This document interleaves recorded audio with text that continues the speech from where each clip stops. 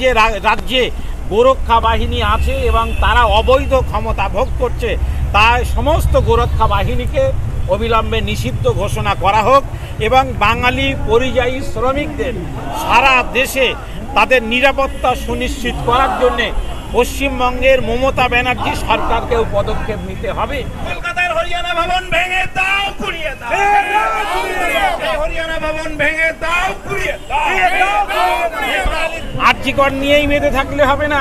আরজিকরের ঘটনার বিচার সিবিআই করছে, চাই আরজিকরের ঘটনার দ্রুত বিচার হোক, অপরাধীরা শাস্তি পাক। কিন্তু তার আড়ালে একের পর এক গতকালও হরিয়ানায় একটি ছাত্রকেও হত্যা করা হয়েছে, গোমাংস তার হাতে তুলে দিয়ে তাকে হত্যা করা হয়েছে। এই ঘটনা গোটা দেশ জুড়ে চলবে, আর আমাদের পশ্চিমবাংলার বঙ্গ সরকার সেটাকে নীরবে মুখ বুজে সহ্য করবে, এটা চলতে পারে না। বাঙালি শ্রমিকদের উপর অত্যাচার চলছে কেন? হরিয়ানা সরকার অবিলম্বে গোরক্ষার নামে গেরুয়া তাণ্ডব মানছি না, মানবো না। এটা বিজেপির একটা পরিকল্পিত ষড়যন্ত্র।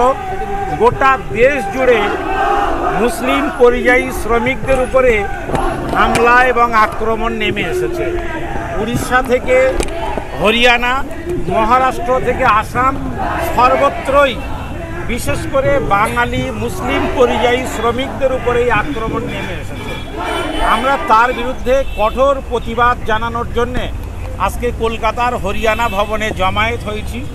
বিক্ষোভ দেখানো হলো, হরিয়ানার মুখ্যমন্ত্রীর উদ্দেশ্যে একটি স্মারকলিপিও এখানে জমা করা হলো যে হরিয়ানায় একের পর এক যে সাম্প্রদায়িক হাঙ্গামা হরিয়ানার বিজেপি সরকারের মদদে চলছে তা অবিলম্বে বন্ধ হওয়া দরকার। এই নিন্দনীয় ঘটনা কোনোভাবে ভারতবর্ষের কোনো মানুষ সমর্থন করতে পারে না। আমরা দেখতে পাচ্ছি যে বিজেপি তারা পরিকল্পিতভাবে তাদের শাখা সংগঠন হিসাবে গোরক্ষা বাহিনীকে সাদা কাগজে তারা অত্যন্ত এতটাই ক্ষমতা দিয়েছে, যে ক্ষমতা গোরক্ষা বাহিনী ভোগ করছে তার ফলে ভারতবর্ষের সাংবিধানিক সংকট দেখা যাবে যদি গোরক্ষা বাহিনীকে এখনই নিষিদ্ধ করা না হয়।